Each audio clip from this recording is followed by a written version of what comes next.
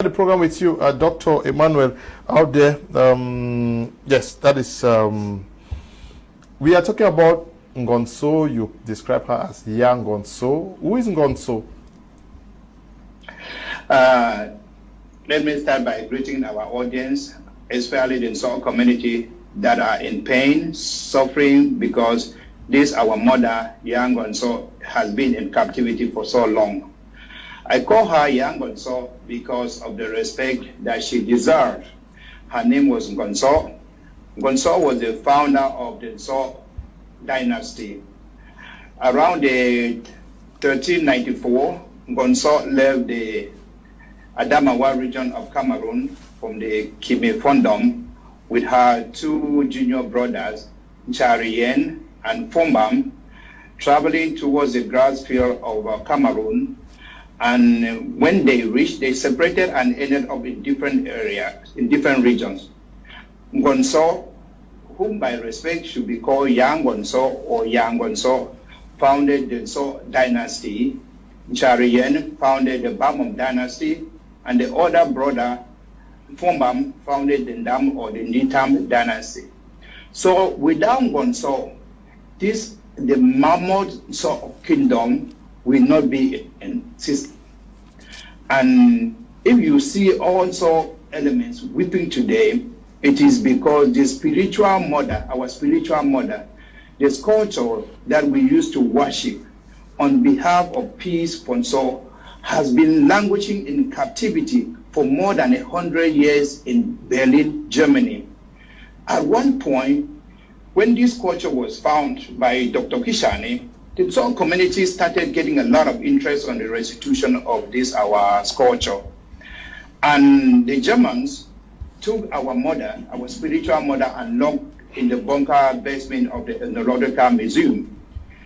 And she was there languishing in pain. And because our mother is languishing in pain, we have been suffering back home. There is no peace in Ngonnso, because the epicenter of peace in Ngonnso is in captivity.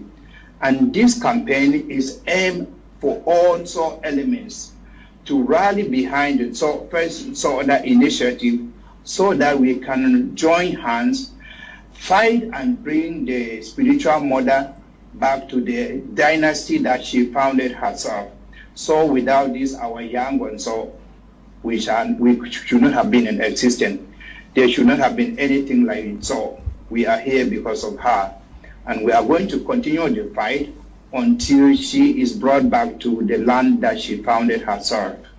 Yes, Chairman of the Ngonnso Cultural Renaissance Initiative, you say she is in captivity. How do we understand that a statue, an artifact, an effigy is in captivity? Is it the mere fact that that effigy is not in Ngonnso land? Thank you for that intelligent question, Mr. Kum. To a lot of people, they might be looking at it as a sculpture or as an artifact. That, to us, is not an artifact. That sculpture, as people are seeing like that, is a spiritual mother, the founder of Ngonnso. There is a lot attached to that sculpture that was made on behalf of Ngonnso. Before that sculpture was taken away from us by the Germans through stealing, we used to worship that culture, the sculpture, for peace to be in our land. So to us, it's not a statue.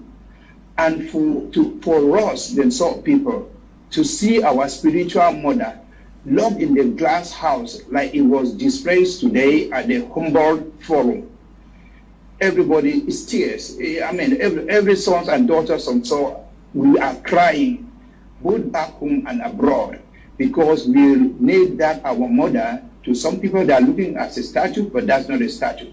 That is our spiritual mother released from captivity so that she can be brought back to the kingdom that she founded herself for peace to return. Most of the women in Ngonnso are suffering. Our fund is not in Ngonnso. The major reason is because the person who founded the kingdom is in captivity.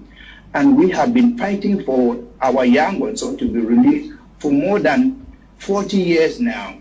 After the return of the Aquacom to come in 1973, we started getting the ground that, okay, we can also fight for our spiritual mother to be returned to us.